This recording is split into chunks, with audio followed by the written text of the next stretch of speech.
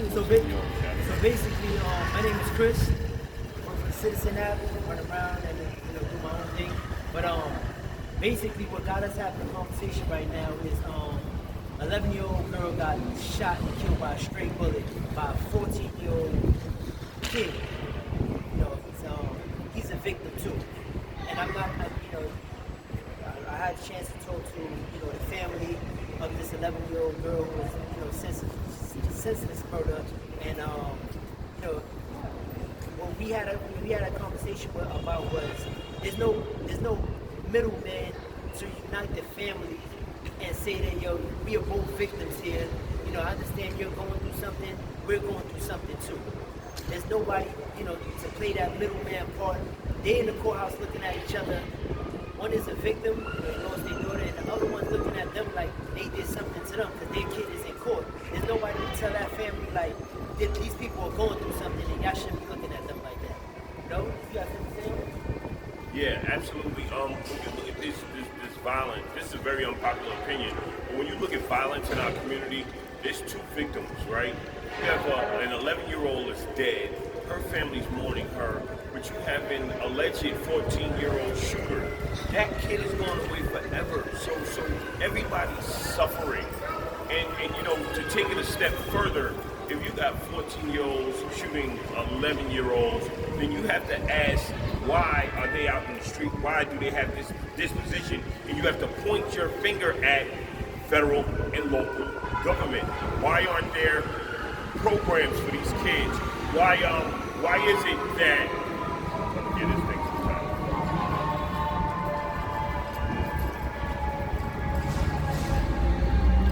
When you think about a 14-year-old shooting an 11-year-old, you have to point your finger at federal and local governments and ask, why aren't there programs for these kids? Why isn't there more being offered to these kids? America has money for everything. We send over $50 billion to the Ukraine, but they want to cut budgets for our schools and our programs. We have an immigrant crisis here. The mayor's asking for $1 billion. Where's the money for our kids who are here? 100,000 kids are homeless in New York City schools. Where's the money for them?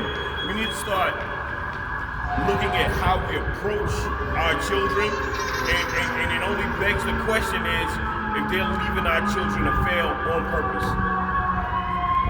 That's a good question. Hold on a second.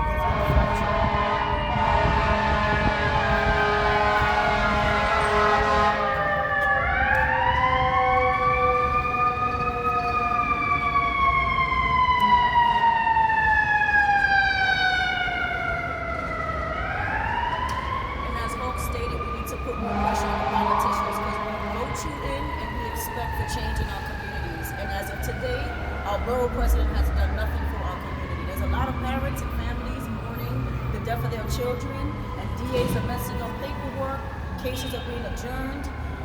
Just a bunch of bullshit, if you ask me. So it's just time for these politicians to step up and help the communities and help the people that really want to do the work. Allocate the money for where the money is needed. I understand people are in crisis in their own country and they need to come over here, but how can we invite other people in here? And I'm not saying close the door to them, but we don't got our own backyard fixed. How can you invite people over here? You got 14-year-olds, 13-year-olds killing each other because their mom's on heroin in court. In your own courthouse. They nodding out in your courthouse, so you know it's a problem in their home.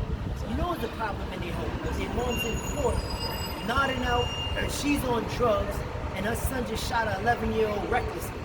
You know there's no structure in the home. So something got to be done about that. That pisses me off. And we just want to close it out by saying thank you to all for having this conversation, and it's important for us to unite. No matter what stance we have to better for the people, we have to stick together as one.